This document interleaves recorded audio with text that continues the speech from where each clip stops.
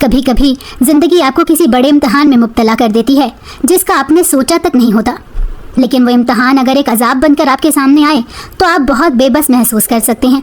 اور پھر جب اس عذاب کی وجہ آپ کی اپنی ماں ہو تو اس سے بڑی سزا کیا ہو سکتی ہے ایک بیٹی کے لیے۔ میرے ساتھ بھی کچھ ایسا ہی ہوا تھا۔ میری زندگی میں آنے والا ایک بڑا طوفان صرف اماں کی وجہ سے تھا، جس نے سب کچھ ختم کر دیا۔ کاش وہ میری ماں نہ ہوتی، یا وہ مجھے پیدا ہوتے ہی مار دیتی تو مجھے یہ دن نہ دیکھنے پڑتے۔ میرا نام نمرا ہے اور میں ایک بڑے شہر کے چھوٹے سے علاقے میں رہتی تھی۔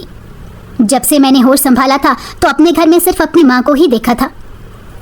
میں یہ نہیں جانتی تھی کہ میرے ابا کون ہیں اور کہاں ہیں، نہ کبھی میں نے ان کی کوئی تصویر دیکھی تھی۔ ہمارے گھر میں کسی کا آنا جانا نہیں تھا۔ جس محلے میں ہم رہتے تھے وہاں پر زیادہ تر آبادی غیر مسلموں کی تھی، اسی لیے اماں کہیں بھی آتی جاتی نہیں تھی۔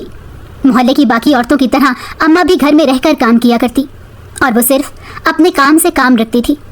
دراصل اماں گھر میں ہی فیکٹری سے ملنے والے کپڑوں کے دھاگے کاٹا کرتی تھی۔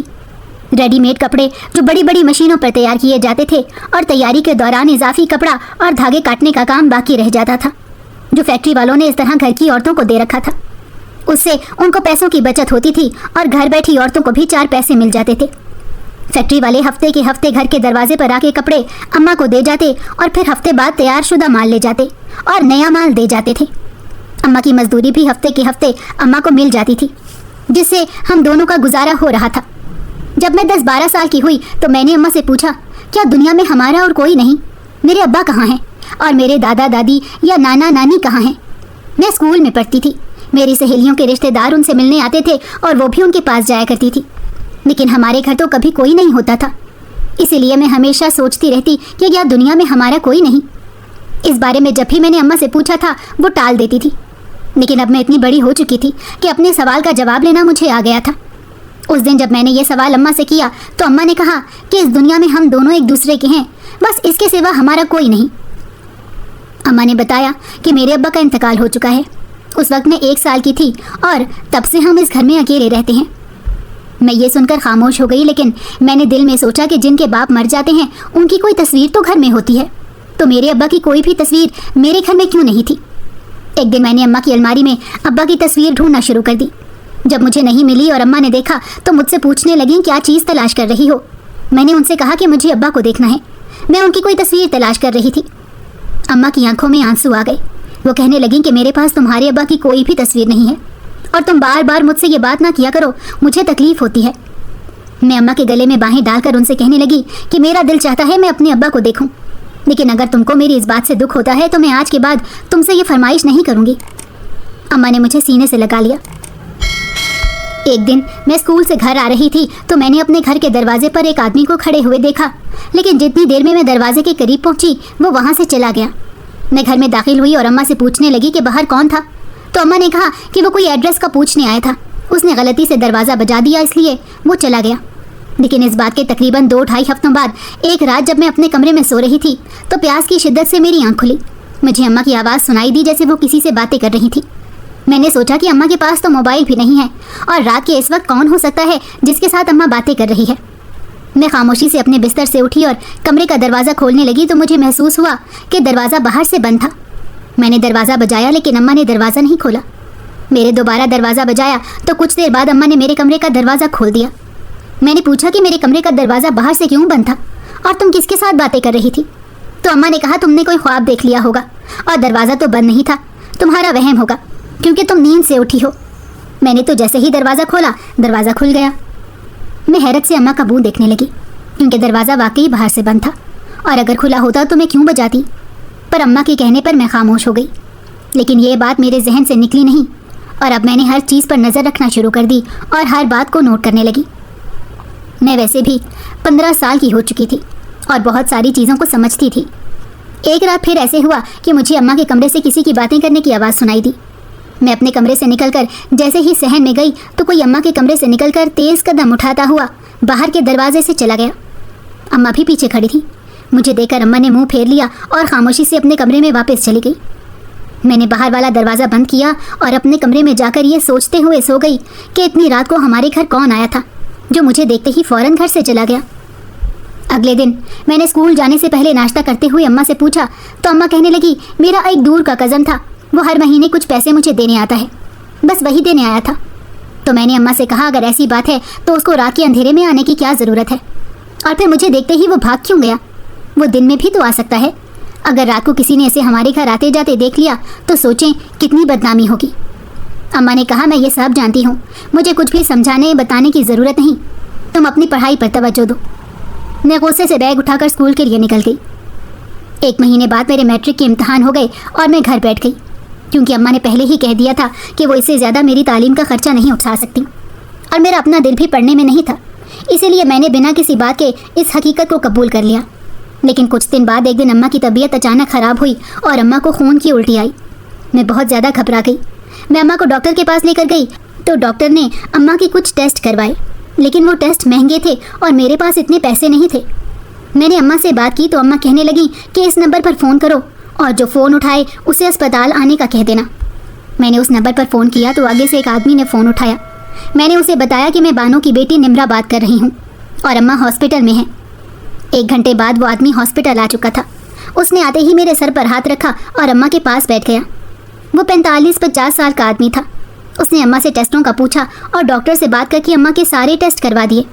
رپورٹس آنے پر پتہ چلا کہ اماں کو کینسر ہے اور آخری اسٹیج چل رہا ہے۔ اماں کو جب یہ بات پتہ چلی تو اماں نے دوبارہ اس آدمی کو بلایا اور میرا ہاتھ اس آدمی کے ہاتھ میں پکڑا دیا۔ میں بڑی حیران پریشان تھی کہ آخر یہ سب کیا ہو رہا ہے۔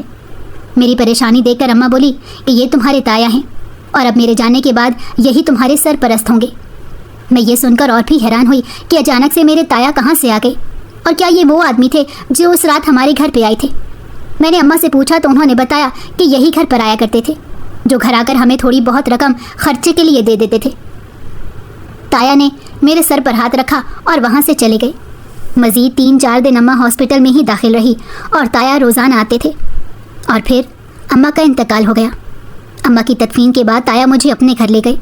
میں ان کا گھر دیکھ کر حیران رہ گئی۔ وہ اتنے امیر تھے میں سوچ بھی نہیں سکتی تھی۔ میرا تعلق اتنے امیر لوگوں سے تھا اور ہم نے ساری زندگی غربت میں گزار دی۔ آخر ایسا کیوں ہوا؟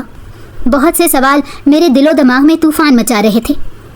تایا کے گھر میں ان کی بیوی اور 3 بچے بھی تھے جو میری ہی طرح جوان تھے، بلکہ وہ تینوں عمر میں مجھ سے بڑے ہی ہوں گے۔ میری تائی تیز ترار اور بہت مغرور خاتون تھی۔ مجھے دیکھتے ہی تائی کے چہرے پر ناگوار تاثرات ابھرے۔ میں نے ان کو سلام کیا تو انہوں نے سلام کا جواب تک نہیں دیا۔ ان کے 3 بچے وہی موجود تھے، 2 بیٹیاں اور 1 بیٹا، لیکن انہوں نے بھی مجھ سے کوئی بات نہیں کی۔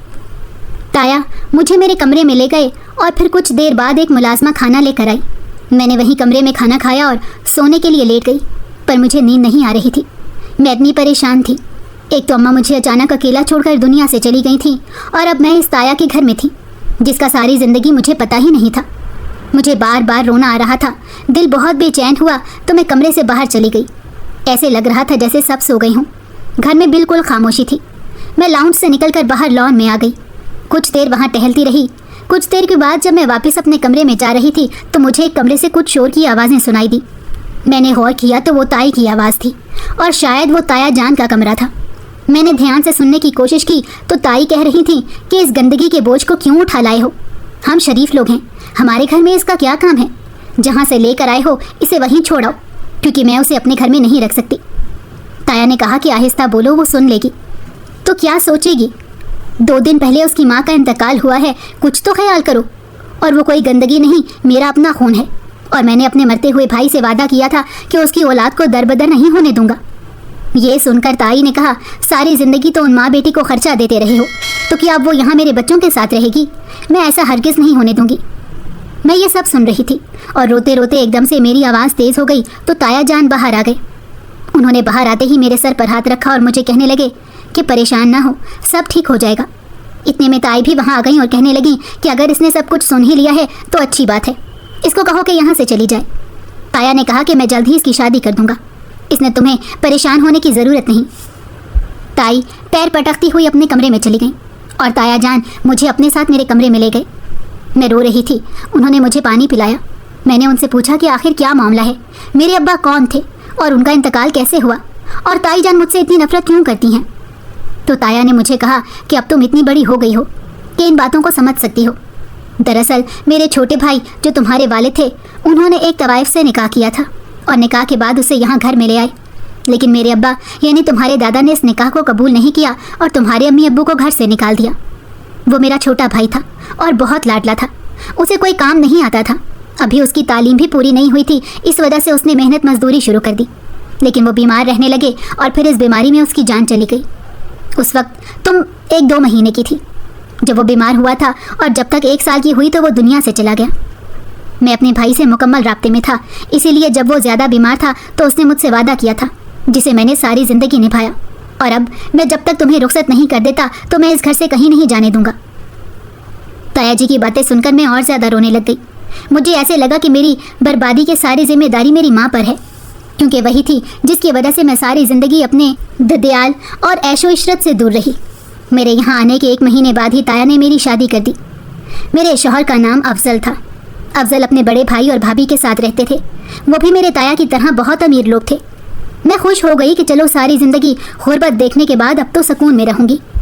जहाँ मैं शादी के बाद गई थी वो घर इतना बड़ा और खूबसूरत था कि मैं देख देख के हैरान होती। मैं सोचती थी कि अगर ताया मेरी ज़िंदगी में ना आते तो शायद मैं अम्मा की तरह कहीं धक्के खाते हुए मर जाती। लेकिन ताया की वजह से ही मेरे इतने अच्छे घर में शादी हुई थी। अफजल बहुत अच्छे थे और मुझसे बहुत प्यार करते थे। अफजल और मेरे जेठ का ख़ानदानी बिजनेस था और ऑफिस का काम दोनों भाई मिलकर संभालते थे, जबकि घर में मेरी जेठानी का राज चलता था। जेठानी का ताल्लुक एक अच्छे घर से था और वो 6 भाइयों की इकलौती बहन थी। इस वजह से उसका बहुत रोब और दबदबा था। हमारे घर में जेठानी की मर्जी के बगैर कोई काम नहीं होता था। खाने में क्या बनना है, किसके लिए कैसे कपड़े बनेंगे, कौन से कमरे की सेटिंग किस तरह होगी, ये सब कुछ मेरे जेठानी की मर्जी से तय होता था। घर में नौकरों की एक फ़ौज थी जो मेरी जेठानी के इशारे पर हरकत में आ जाती। और तो और जब तक वो खाने की मेज़ पर नहीं आती थी कोई खाना भी शुरू नहीं करता था। मुझे शुरू में यह सब बहुत अजीब लगा, बल्कि मैं इन सब से तंग आने लगी थी। पहले सारी ज़िंदगी मैं अम्मा की मर्ज़ी के मुताबिक जीती रही। मेरी हर ख्वाहिश अधूरी रह गई। ख्वाहिशें क्या, मेरी तो ज़रूरतें भी पूरी नहीं होती थी। और जब अम्मा का इंतकाल हो गया तो 2 महीने जो ताई के घर गुजारे उसमें ताई की मर्ज़ी चलती रही।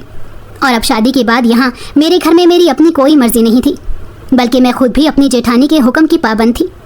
मुझे समझ नहीं आता था कि मेरे जेठ ने तो अपनी बीवी की बात माननी ही है, लेकिन मेरे शौहर को क्यों भाभी के हुक्म के बगैर नहीं चलते थे। यहाँ तक कि शादी के 2 महीनों में मैंने यही देखा कि मेरे जेठ ज़्यादातर ऑफिस में रहते और अफजल बाहर के और घर के कामों में मसरूफ़ रहते थे। कभी कभी तो मुझे ऐसे लगता था जैसे वो इस घर के बेटे नहीं बल्कि कोई नौकर हों। ज़रा सी कोई चीज़ भी ख़राब होती है तो अफजल को ऑर्डर दिया जाता और वो मैकेनिक को बुलाकर काम करवा देते। अगर कोई सामान लाना होता या मेहमान आते तब भी अफजल भाग भाग कर काम करते थे। शादी को 2 महीने हो गए थे, लेकिन वो मुझे कभी कहीं बाहर घुमाने लेकर नहीं गए थे, ना मेरे लिए कोई गिफ्ट लाए थे, जबकि मैं इन चीज़ों के लिए तरसती थी। मेरा दिल चाहता था कि मैं अपने शौहर के साथ ढेर सारी शॉपिंग करूं और बाहर खाना खाऊं। वो मुझे कार में बिठाकर कहीं आउटिंग के लिए लेकर जाएं, मगर ये मेरे सारे ख्वाब अधूरे ही थे। मेरे जेठ और अफजल में तकरीबन 1 साल का फ़र्क था, बल्कि मेरे जेठ अफजल से उम्र में छोटे ही नज़र आते थे, क्योंकि वो इतने फिट फाट रहते थे कि कभी कभी मुझे उनकी शख्सियत देखकर रश्क आता था। और मेरी जेठानी भी बहुत मॉडर्न थी। उनकी शादी को अभी 1 साल ही गुजरा था, इसलिए अभी तक उनकी कोई औलाद नहीं थी। और फिर 2-3 महीने गुजरने के बाद मेरी जेठानी उम्मीद से हो गई तो उसके नखरे और ज़्यादा बढ़ गए। और जाहिर सी बात है, जब नखरे देखने वाले मौजूद हों तो नखरे बढ़ते ही हैं। मेरी शादी को कोई 5 महीने हो गए थे और मैंने नोट किया था कि मेरे जेठ मुझे अजीब सी नज़रों से देखते हैं। कभी कभी तो ऐसे लगता जैसे वो मुझे पसंद करते हैं। मैं अपनी सोच को नज़रअंदाज कर देती, लेकिन फिर एक दिन मुझे पता चला कि कारोबार और घर का सारा निज़ाम मुकम्मल तौर पर मेरे जेठ के हाथ में है, क्योंकि सारी जायदाद में से आधे से ज़्यादा हिस्सा मेरे जेठ का था और अफजल सिर्फ 30% हिस्से का मालिक था। मुझे ये बात समझ नहीं आई कि दोनों भाइयों को इस तरह से हिस्सा क्यों दिया गया। एक दिन मेरी जेठानी ने मुझे बताया कि अफजल मेरी सास के सगे बेटे नहीं थे, क्योंकि मेरे ससुर ने 2 शादियाँ की हुई थीं और जब अफजल की पैदाइश के बाद अफजल की माँ का इंतकाल हो गया तो उनको मेरे ससुर की पहली बीवी ने ही पाला। और मेरे ससुर का जब इंतकाल हुआ तो उस वक्त सारी जायदाद मेरी सास के नाम पर थी। उसने दुनिया से जाते जाते अपने सगे बेटे को ज़्यादा हिस्सा दिया और अफजल के नाम सिर्फ 30 हिस्सा आया था। मैं ये हकीकत सुनकर शौक में चली गई। अब मैं समझ गई थी कि अफजल की हैसियत घर में मेरे जेठ फैसल के बराबर क्यों नहीं थी, और मुझे बड़ा अफसोस हुआ कि मैं ऐसे शख्स की बीवी हूँ जो अपने घर में नौकरों की तरह रहता था। मैंने सब्र का घूंट भर लिया और खामोशी से वक्त गुजारने लगी, लेकिन अब मैं अफजल से खुश नहीं थी। میرا دل نہیں چاہتا تھا کہ میں اس کے ساتھ رہوں، پر میرا کوئی اور ٹھکانہ نہیں تھا۔ لیکن میں اس غلامی کی زندگی سے تنگ آنے لگی تھی۔ اور پھر ایسا ہوا کہ جب میری جیٹھانی کی ڈیلیوری کا ٹائم آیا تو اس کی حالت بہت خراب ہو گئی، اور پھر بچے سمیت میری جیٹھانی کا انتقال ہو گیا۔ اس کی جوان موت پر سب کو بہت دکھ تھا، مجھے بھی دکھ ہوا تھا۔ میری جیٹھانی کے انتقال کو ابھی کچھ دن ہی گزرے تھے کہ ایک دن میں نے اپنے جیٹ فیصل کو کسی سے فون پر باتیں کرتے ہوئے سنا۔ وہ بڑا ہنس ہنس کے کسی سے باتیں کر رہا تھا۔ مجھے یقین تھا کہ دوسری طرف کوئی لڑکی ہے، اور پھر ہر دوسرے دن ایسا ہونے لگا، وہ کسی نہ کسی سے فون پر باتیں کرتا رہتا۔ ایک دن میں نے افضل سے کہا کہ مجھے لگتا ہے کہ فیصل کا کسی لڑکی کے ساتھ چکر چل رہا ہے، تو افضل کہنے لگا تم ٹینشن نہ لو، یہ فیصل کی پرانی عادتیں ہیں، وہ دل پھینک آدمی ہے، اور اب بیوی نہیں رہی تو اس کے بعد اس نے دوسری شادی بھی تو کرنی ہے۔ میں نے جب یہ سنا تو سوچا کہ کاش میری شادی فیصل سے ہوئی ہوتی تو آج میں اس گھر کی رانی ہوتی۔ میں دل مسوس کر رہ گئی، اور پھر مجھے کچھ دن بعد یہ احساس ہونے لگا کہ میرا جیٹ مجھ میں بہت دلچسپی لے رہا ہے۔ میں کوئی نیا سوٹ پہنتی تو میری تعریف کرنے لگ جاتا، اور پھر ایک دن اس نے مجھے گفٹ لا کر دیا۔ میں نے کمرے میں جا کر جب دیکھا تو گولڈ کا ایک بے حد خوبصورت سیٹ تھا۔ میری آنکھیں پھٹی کی پھٹی رہ گئیں، اور میں بہت خوش ہوئی کیونکہ افضل نے تو مجھے کبھی بھی کچھ نہیں دیا تھا۔ اور پھر ایسا ہونے لگا، ہر 5-6 دن بعد فیصل مجھے کوئی نہ کوئی تحفہ دینے لگ گیا تھا۔ مجھے اچھی طرح محسوس ہوتا تھا کہ اس کی نظر مجھ پر اچھی نہیں ہے۔ میں نے اس بات کا ذکر افضل سے کیا تو وہ کہنے لگا کہ ایک کام کرتے ہیں، فیصل کی اس گندی عادت کا فائدہ اٹھاتے ہیں۔ میں نے پوچھا کہ وہ کیسے اور کیا کرنا ہے، تو افضل کہنے لگا کہ میں تمہیں طلاق دے دیتا ہوں، تم میرے بھائی سے شادی کر لو اور کسی طرح اسے ساری جائیداد اپنے نام کروا لینا، اور اسے طلاق لے کے دوبارہ مجھ سے شادی کر لینا۔ یہ سن کر میرے ہوش اڑ گئے، اور میں افضل پر غصہ کرنے لگی کہ تمہارا دماغ تو ٹھیک ہے، میں تمہاری بیوی ہوں اور تم مجھے یہ کیا کہہ رہے ہو؟ تو وہ کہنے لگا کہ کیا تم چاہتی ہو کہ ساری زندگی ہم فیصل کے سامنے ہاتھ پھیلاتے رہیں اور بس یہ دیکھتے رہیں کہ وہ کب حکم کرے اور ہم کوئی کام کریں؟ سوچو آگے چل کے ہمارے بچے ہوں گے تو وہ بھی ایسی ہی غلامی کی زندگی گزاریں گے۔ اس سے اچھا ہے کہ ہم یہ چال چل لیں، سب کچھ ہمارے ہاتھ میں آ جائے گا تو ملک سے باہر شفٹ ہو جائیں گے۔ افضل کی ان باتوں نے مجھے بھی سوچنے پر مجبور کر دیا، اور میں نے حامی بھر لی۔ وہ جو کہہ رہا تھا میں وہی کروں گی، اور پھر میں نے اپنے جیٹ کو اپنے جال میں پھنسانے کی کوشش شروع کر دی۔ میں اس کے لیے طرح طرح کے کھانے بنانے لگ گئی، اور جب وہ گھر آنے کا ٹائم ہوتا تو میں خوب سج سنور کے اس کے سامنے جاتی۔ وہ میرے بنے کھانے بڑے پسند کرتا تھا، اور پھر میں نے اس کے سامنے رونا دھونا شروع کر دیا کہ افضل بالکل اچھا نہیں ہے، میرا بالکل خیال نہیں رکھتا، کاش میری شادی تم سے ہو جاتی۔ اور پھر وہی ہوا جو میں نے سوچا تھا۔ ایک دن میں رو رہی تھی اور اس سے یہی سب گلے شکوے کر رہی تھی، تو اس نے کہا کہ تم افضل سے طلاق لے لو اور مجھ سے شادی کر لو۔ میں نے کہا کہ ایسا کیسے ہو سکتا ہے، دنیا والے کیا کہیں گے؟ تو وہ کہنے لگا کہ مجھے دنیا کی نہیں صرف تمہاری پرواہ ہے، کیونکہ میں تم سے محبت کرنے لگا ہوں۔ میں نے موقع سے فائدہ اٹھاتے ہوئے اسے ہاں کہہ دی، اور جب رات کو افضل گھر آیا تو میں نے اسے یہ خوشخبری سنائی۔ وہ بڑا خوش ہوا، کہنے لگا کہ ٹھیک ہے، تم فیصل سے کہنا کہ وہ طلاق کے کاغذات بنوا لے، میں اس پر سائن کر دوں گا۔ میں نے فیصل سے یہ بات کی تو اس نے دوسرے دن ہی کاغذات تیار کروانے کا کہہ دیا، اور 2-3 دن میں کاغذات آ گئے تو اس نے مجھے تھما دیے اور کہا کہ افضل سے طلاق لے لو، اس کے بعد تمہاری عدت پوری ہو جائے گی تو میں تم سے شادی کر لوں گا۔ میں نے ایسا ہی کیا۔ افضل نے بڑی خوشی کے ساتھ ان کاغذات پر سائن کر دیے، اور پھر وہ اپنے بھائی کے کہنے پر ملک سے باہر چلا گیا۔ میں اسی گھر میں تھی، لیکن فیصل کے سامنے نہیں آتی تھی۔ جب میری عدت کے 4 ماہ پورے ہوئے تو فیصل نے مجھ سے نکاح کر لیا۔ عدت کے دوران وہ مجھ سے فون پر بات کرتا تھا اور میرے عشق میں پوری طرح ڈوب چکا تھا۔ فیصل سے نکاح کے بعد میں بڑی خوش تھی، اور میں نے سوچا کہ جب میں اس کی بیوی بن ہی گئی ہوں اور سارا کچھ فیصل کے نام ہے تو مجھے اسے طلاق لینے کی کیا ضرورت ہے۔ آئے دن ہم دونوں باہر گھومنے پھرنے جاتے، میں ڈھیر شاپنگ کرتی اور پیسے کو پانی کی طرح بہاتی تھی۔ جب میری فیصل سے شادی کو 1 مہینہ گزر گیا تو مجھے افضل کا فون آیا، اور وہ کہنے لگا کہ جلدی سے سارا کچھ اپنے نام کروا لو اور فیصل کو چھوڑ دو، اور پھر میں تمہیں یہاں بلوا لوں گا۔ میں نے اسے ٹال دیا اور یہ کہا کہ میں نے فیصل سے بات کی ہے، لیکن ابھی تک وہ ذہنی طور پر اس کام کے لیے تیار نہیں ہے، اس لیے مجھے تھوڑا ٹائم دو۔ میری شادی کو مزید 2 مہینے گزر گئے، کیونکہ میرا ارادہ نہیں تھا کہ میں فیصل کو چھوڑوں گی، اس لیے میں نے کوشش بھی نہیں کی۔ اور پھر ایک دن میری طبیعت خراب ہو گئی، فیصل نے ڈاکٹر کو گھر پر بلوا دیا۔ ڈاکٹر نے بتایا کہ میں امید سے ہوں۔ یہ سن کر میں بہت زیادہ خوش ہو گئی، کیونکہ میرا یہ خیال تھا کہ بچہ پیدا ہونے کے بعد تو میری جگہ اس گھر میں اور فیصل کی زندگی میں مضبوط ہو جائے گی، اور پھر افضل تو کچھ بھی کر نہیں سکے گا۔ لیکن میں نے یہ دیکھا کہ فیصل کچھ خاص خوش نہیں ہے۔ جب میں نے فیصل سے پوچھا کہ آپ خوش نہیں ہیں تو وہ کہنے لگا کہ میں تمہیں کھونا نہیں چاہتا، جب سے سارا کا انتقال ہوا ہے مجھے ڈر لگتا ہے۔ میں نے کہا ایسا کچھ نہیں ہوگا، اور پھر ہر دوسرے دن افضل کے فون آنے لگے. میں اسے روز ٹال دیتی اور پھر ایک دن اسے پتہ چل گیا کہ میں ماں بننے والی ہوں تو اس نے مجھے کہا کہ میں نے اسے دھوکہ دیا ہے. میں نے اس سے کہا کہ میں نے تمہیں کوئی دھوکہ نہیں دیا, جو میرے نصیب میں تھا وہ ہو گیا.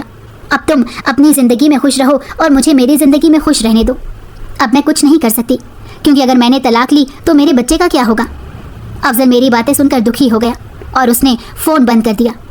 یہاں مجھے یہ تسلی ہو گئی کہ اب افضل دوبارہ مجھے تنگ نہیں کرے گا, لیکن میں نے نہیں سوچا تھا کہ میرے ساتھ جو ہونے والا تھا وہ کس قدر بھیانک ہوگا.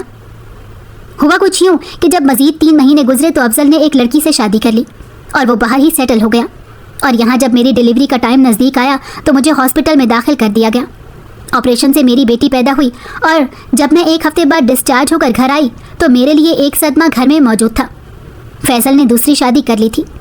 میں نے روتے ہوئے فیصل سے شکایت کی کہ اس نے مجھے یہ دھوکہ کیوں دیا. تو فیصل نے کہا کہ تم نے بھی تو افضل کے ساتھ مل کر مجھے دھوکہ دینے کے لیے ہی شادی کی تھی. وہ تو تم امید سے ہو گئی اس لیے تمہاری جان بچ گئی, ورنہ میں تمہیں زندہ زمین میں کاٹ دیتا. اور اب میں اپنی بیٹی کے صدقے تمہیں بخشتا ہوں. تم میری بیوی کی حیثیت سے اور میری بچی کی ماں کی حیثیت سے ہی اس گھر میں رہو گی, لیکن سارا کچھ میری نئی بیوی کے ہاتھ میں ہوگا. فیصل یہ کہہ کر کمرے سے چلا گیا اور میں اپنی بچی کو دیکھ کر رونے لگ گئی.